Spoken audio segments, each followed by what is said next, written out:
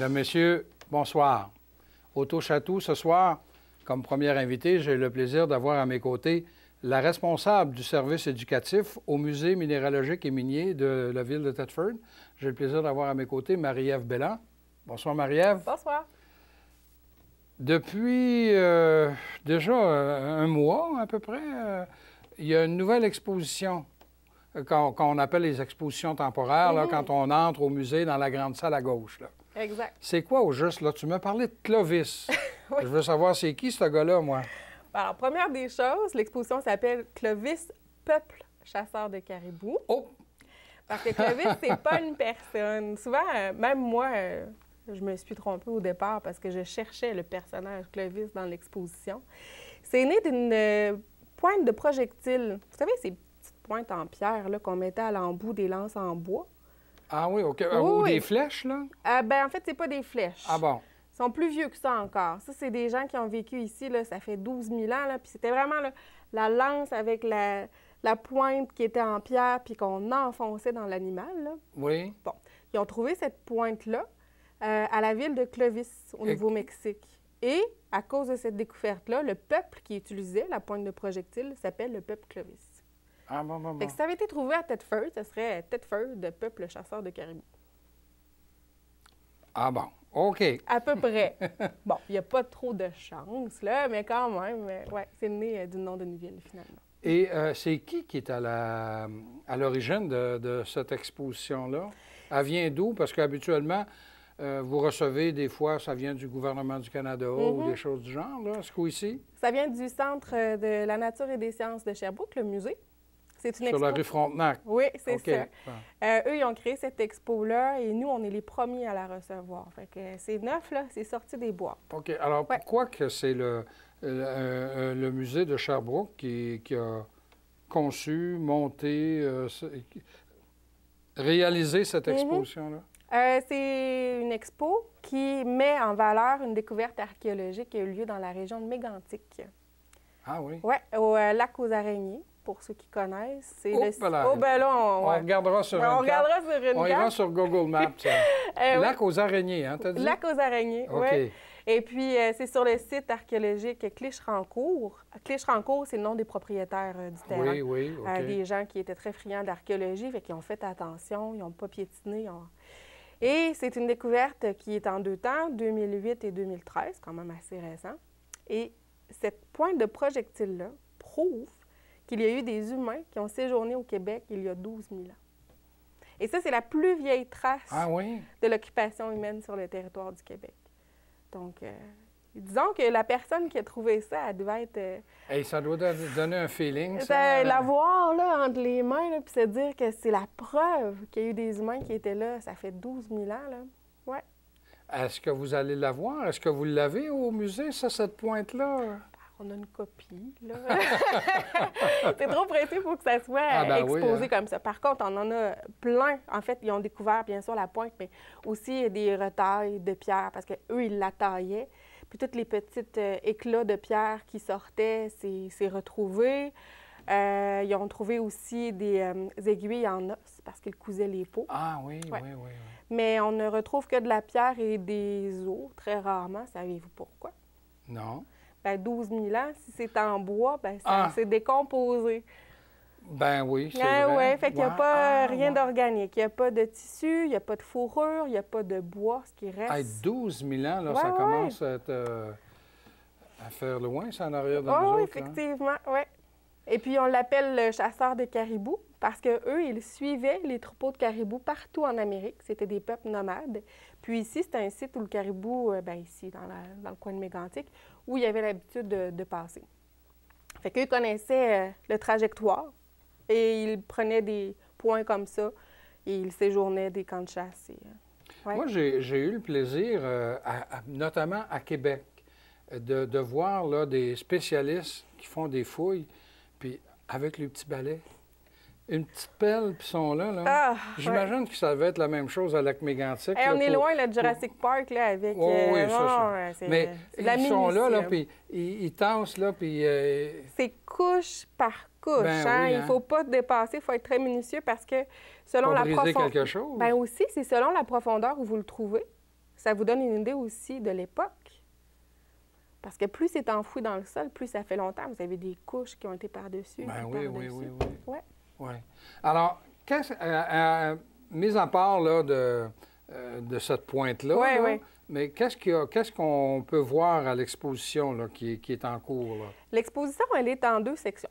La première section, vous allez apprendre qui étaient ces gens-là. Qui étaient les gens du peuple Qui sont Clovis. les Clovis? Qui c'est ça, les gens de chez Clovis? Oui, fait que vous allez apprendre de quoi ils se nourrissaient, quels étaient leurs réseaux sociaux, leur trajectoire aussi de chasse et de camps de chasse.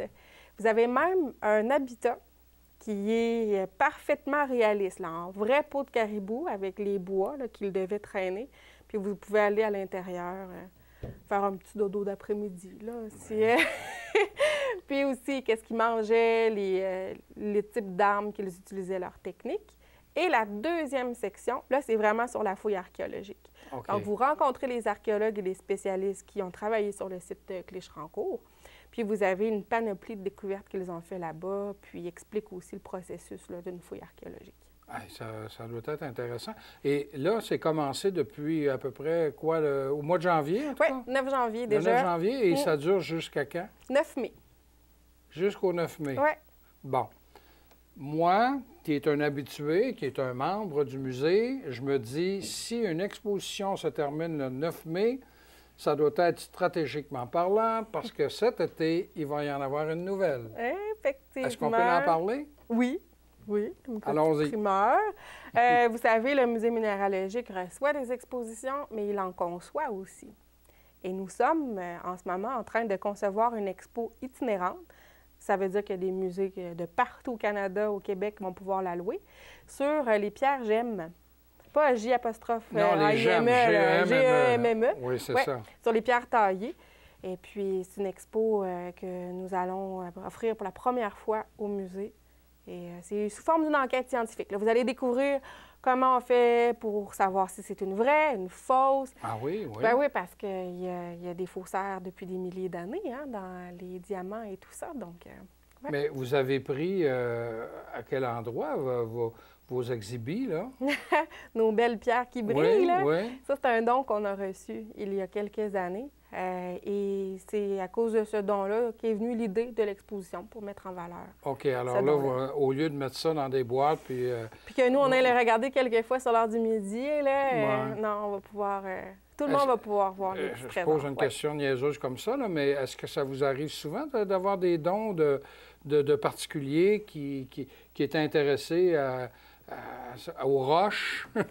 Bien, effectivement, il n'y a pas beaucoup d'endroits au Québec où est-ce que vous pouvez vous assurer de la postérité de votre don. Parce que nous, on est bien sûr un musée où est-ce qu'on offre la possibilité de voir des expos, mais on a une réserve avec des conditions de conservation exemplaires. Ça va être catalogué. Oui, voilà. Et puis, ça vous permet aussi d'être garant là, que l'objet va être bien traité puis il va durer longtemps. Bon. Ouais. Alors, le musée correspond en tout point identique à ce qu'il y a juste pas loin au cégep, là, le centre d'archives. C'est un centre d'archives. Oui, voilà. Le centre d'archives, lui, c'est pour ce qui est de papier, photographie. C'est ça. La mémoire, puis vous autres aussi. Exactement. Parce que si on était capable de découvrir une pointe qui date de 12 000 ans, puis on en fait une exposition, c'est parce qu'on a une histoire à raconter. Oui. Alors, c'est toujours... donc, c'est la mémoire, ça. Bien, c'est très, très important parce qu'il faut voir un musée comme un iceberg. T'sais, vous avez les expositions qui sont la pointe de l'iceberg. Oui. Et tout le reste qui est dans notre sous-sol, sous degré et humidité contrôlée, bien, c'est nos collections. Puis, on les met en valeur dans les expositions quelquefois. Oui. Et il faut dire aussi, là, on parle des expositions itinérantes, mais il y a la nouvelle exposition permanente. Elle est encore nouvelle, oui, oui. Oui, elle est encore nouvelle, qui est accessible aussi n'importe quand à tout le monde, là. Moi, je la trouve très intéressante, cette exposition-là, à la fois pour les citoyens de Tête-Fermesse, mais aussi pour les gens qui sont de l'extérieur. Parce que c'est un endroit où est-ce que vous allez comprendre cette histoire-là qui est absolument incroyable de l'industrie de l'amiante chrysotile à Tête-Fermesse. les données sont justes, les données sont vérifiées et on a des artefacts qui montrent au monde entier cette épopée-là qui a eu lieu ici. C'est ça. Encore une histoire. C'est l'histoire de la région qui est très bien illustrée. Oui. Et méconnue, souvent. Ouais. Donc, là, j'ai sauté même, je veux dire, une période. Là, on est arrivé puis on a dit, bon, l'exposition sur les Clovis, c'est jusqu'au mois de mai. Oui. Cet été, vous allez avoir une exposition avec les GEM, G-E-M-M-E, S. Mais est-ce que vous avez quelque chose habituellement durant la période de relâche? Oui. Et cette année, je pense, c'est fin février, début mars. Année bissextile cette année. Donc, ça commence le 29 février jusqu'au 4 mars. On a une semaine de relâche qui va être justement sous la thématique Clovis. Fait que là, les enfants vont apprendre à chasser le caribou, apprendre à comment... Ben oui, ben pourquoi pas. Puis comment arranger les paumes, puis qu'est-ce que les Clovis mangeaient, etc. Qu'est-ce que c'est une fouille archéologique. Donc, il y a des activités comme ça toute la semaine. Et puis, il faut réserver parce que les places sont limitées. Ah oui? Donc, alors, en disant ça, il faut réserver. Alors, donne-moi le numéro de téléphone dans le 88. Bien sûr, au 335-2123. Et c'est à mon poste, au poste 31. Poste 31? Oui. Alors, on répète, de toute façon, Luc doit l'avoir déjà mis sous nous, là, ici. Oui, là. Alors, c'est 88-335-2123, poste 31. 31, exactement. Bon. Et ça tombe sur... C'est moi. Oui. Et quand on dit qu'il faut réserver, parce que j'imagine, un, c'est populaire, puis deux, il doit avoir, ça doit être limité. Bien, on est limité dans l'espace. Nous, au musée, c'est pas un gymnase. Puis aussi, bien, compte tenu des thématiques puis des activités que l'on offre, on ne peut pas être 60 dans une expo avec des artefacts aussi importants que ceux que je vous ai décrits. Puis en plus, à un moment donné, plus le nombre est restreint, plus l'interaction est intéressante aussi. Ah, c'est certain, oui. Non, ça fait une semaine de relâche scientifique, puis en même temps ludique, parce que les enfants, ils s'amusent là-dedans. Là. C'est pas juste je t'apprends des choses. Puis, Alors, Marie-Ève, malheureusement, le temps de l'émission est écoulé. Il ne reste plus qu'à rappeler que actuellement, jusqu'au mois de mai, il y a l'exposition Clovis, peuple chasseur de caribou. Exactement. Qui relate l'histoire qui a commencé. En tout cas, là, on sait qu'il y avait des gens dans notre territoire ici, là, de 12 000 ans. Oui. Bon. Il y a ensuite la semaine de relâche où il y a des activités intéressantes, où les enfants peuvent déjà, les parents peuvent déjà s'inscrire. Oui. À 88-335-2123, poste 31. 31, exactement. Et il y a cet été qu'il va y avoir une exposition J'aime ou pas, mais G-E-M-M-E. Voilà. Une enquête scientifique. Oui. Et aussi, peut-être à noter, nous, Clovis, on en a mis des vrais caribous à l'intérieur. On est allé chercher des animaux naturalisés. Vous allez avoir un caribou, un bœuf. C'est impressionnant. Oui. Merci beaucoup, Marie-Ève. Ça fait plaisir. Demeurez des nôtres. L'émission se poursuit dans quelques instants.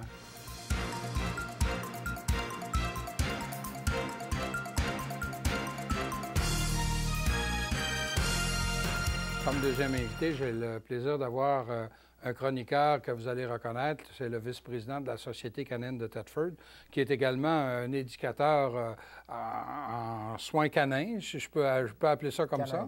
Éducation canine, là. Alors, Stéphane Corriveau. Bonsoir, Stéphane. Bonsoir, Pierre. Tu as des beaux livres à côté de toi, là, le chien de l'Encyclopédie internationale des chiens. Donc, on va parler des chiens. C'est ça, oui. OK.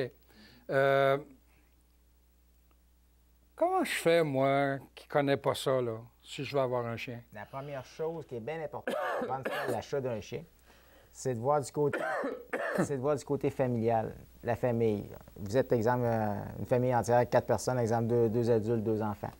Est-ce que la famille est prête, toutes et chacun, à avoir un chien? Parce que, dites-vous, ça, c'est un engagement pour 10 à 15 ans, la vie d'un chien. OK? Il faut penser à ça. C'est des choses bien importantes, parce que si on n'est pas tous d'accord là-dessus, s'il y en a un qui ne veut pas, bien, en cours des chances que ça va faire un peu de chicane de temps en temps.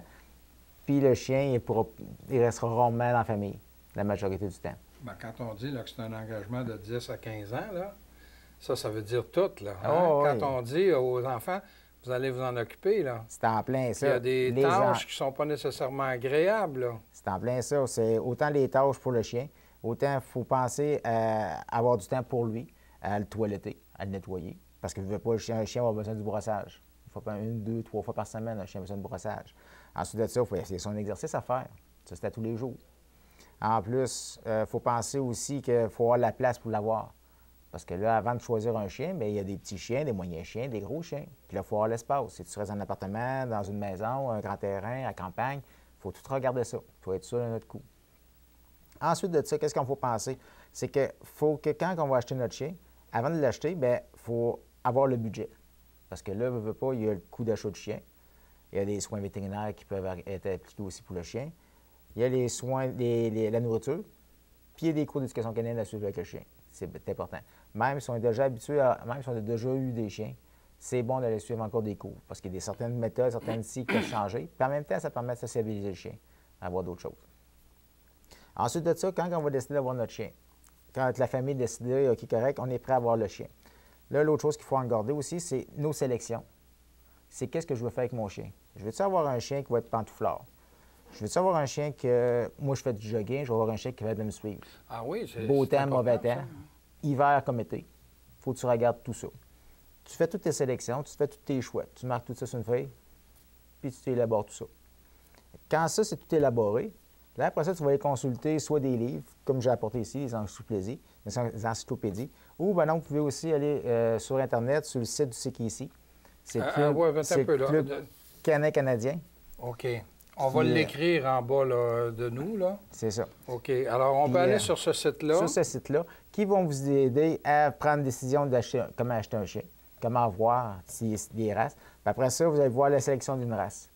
Avec la sélection d'une race... Ah oui, OK. Alors, moi, si je veux avoir un chien qui me suit tout le temps, comme ça, là, après, je vais être en mesure d'aller puis de me faire dire, soit par une encyclopédie ou sur Internet, bien, ces races de chiens-là correspondent à ce que tu veux. C'est en plein ça. Oui, c'est en plein ça. Fait que là, quand tu vas sélectionner, exemple, tes 5 ou 10 races de chiens, là, tu vas aller lire plus là-dessus. Tu vas aller t'informer, tu vas aller voir. Pour laisser informer, tu vas appeler des éleveurs.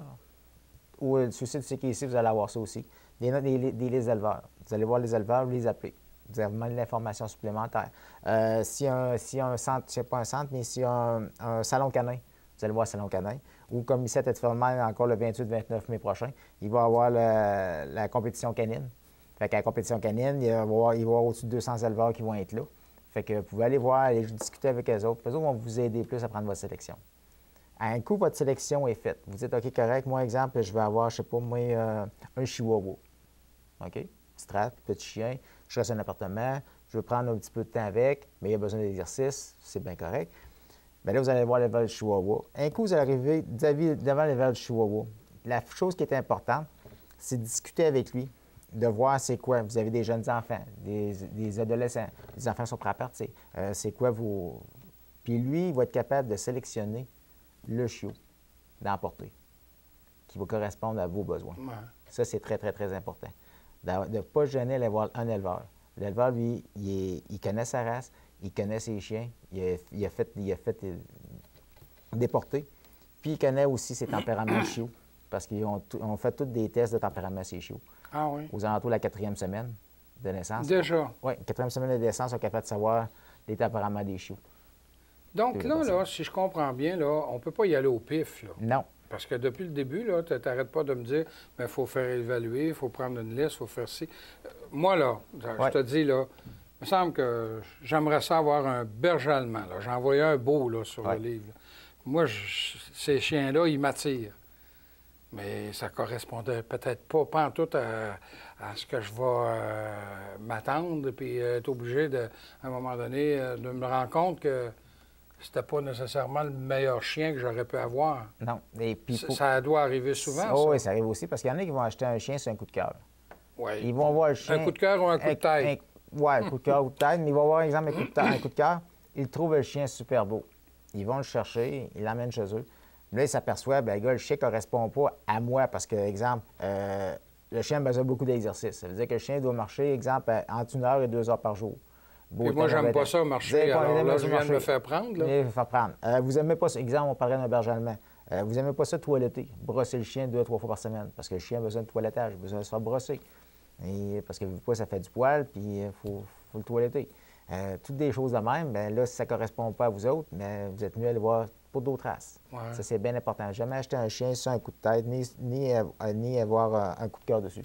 Oui, parce qu'il y a des modes aussi. Là. Quand ils ont sorti le film Les 101 Dalmatiens, Oui. alors là, il paraît que tout le monde, les enfants voulaient tous avoir un Dalmatien, Oui. mais il paraît que c'est un chien qui n'est pas nécessairement commode. Est-ce que c'est vrai C'est un ou chien c'est une légende? Non, ça?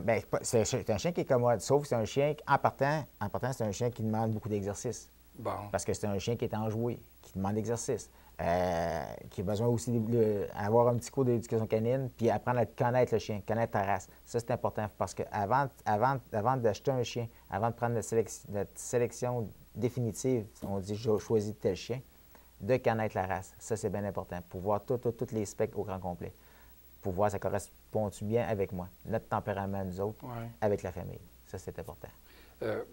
Depuis le début, tout à l'heure, tu parles toujours aussi, quand tu arrives à une étape où dire, bon, ben là, maintenant, je suis rendu à cette étape-là, j'ai choisi ma race, tout ça, tu me parles d'éleveur. Oui. Je vais te poser une question piège un petit peu, là, je ne sais pas comment tu vas t'en sortir, mais est-ce que c'est préférable d'aller voir un éleveur ou d'aller dans des magasins, ce qu'on appelle les pet shops, là? OK. Parce qu'il doit y avoir des pet shops où ils connaissent oui, ça aussi? oui. Ou... En tant que membre du Club canadien, en tant que membre de la Cité canine, en tant que membre du Club du berger allemand du Canada, il y a une éthique que tout ce qui a rapport aux usines à chiots, on fait attention à ça, on ne les touche pas. Ah, les usines à OK. chiots, oui, hein? Puis, il y en a eu, ça, c'est malheureusement. Puis c'est important d'aller voir quelqu'un qui connaît vraiment le chien, le race. Parce que vous allez voir, il y a des places qui vont, on dit éleveur, qui va avoir 5, 6, 10 races de chiens. OK? Ça l'arrive. Mais sauf, connaît-il vraiment sa race? Puis c'est important aussi quand vous allez y aller, là, c'est de voir, êtes-vous capable de voir la femelle? La femelle, c'est important de la voir. Le mâle, pas nécessairement, parce que des fois, le mâle peut venir de l'extérieur. On peut faire accoupler, soit un accouplement du congé, tout ça. Le mâle ne sera pas là. Mais voir la femelle, voir les autres chiens qui sont là. Le logement, comment ils sont logés. Les chiots, où c'est qu'ils naissent, où c'est qu'ils sont. Puis dans l'état, où c'est qu'ils sont. OK, ça, c'est très, très, très, très important. Fait que c'est pour ça que je conseille fortement en tant que membre du Club canadien, puis en membre de la Cité canadienne aussi. Puis ça, c'est une éthique du Club canadien, puis c'est un règlement aussi, de promotionner les chiens de race, aller voir les vrais éleveurs. Les autres, ils connaissent leur race. Ça, c'est important.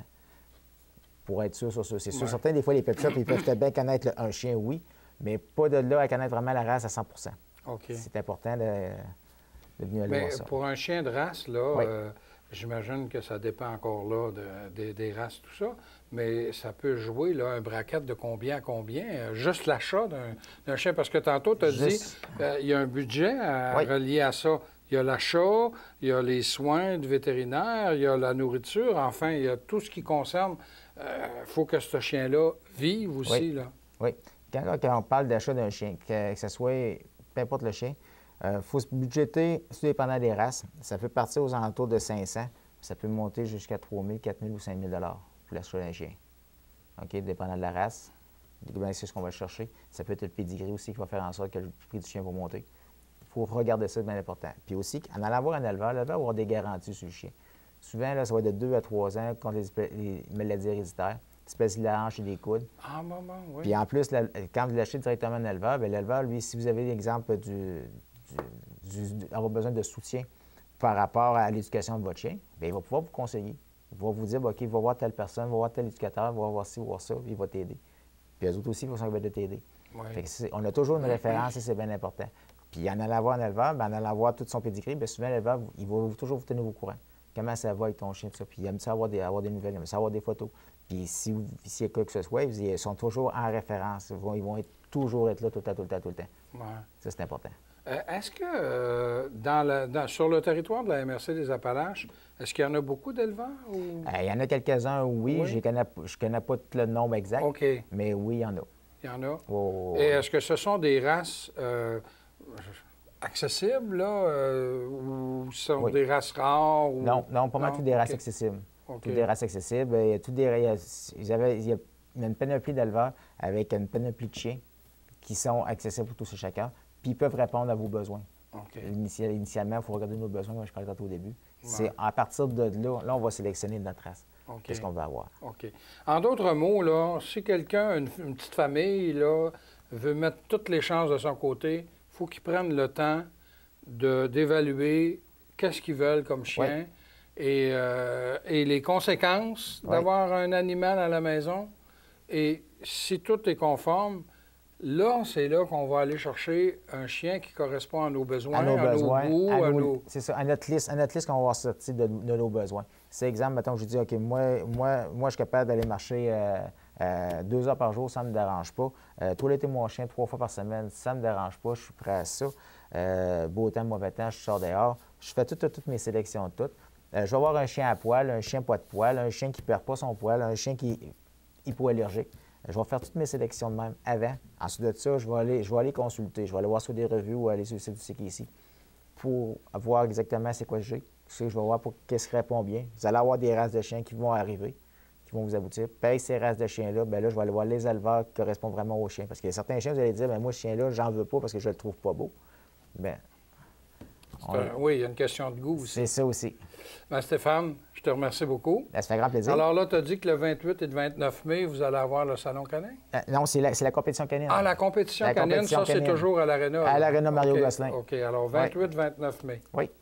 Bien, merci beaucoup. Ça fait grand plaisir. Je vous invite à nous revenir la semaine prochaine.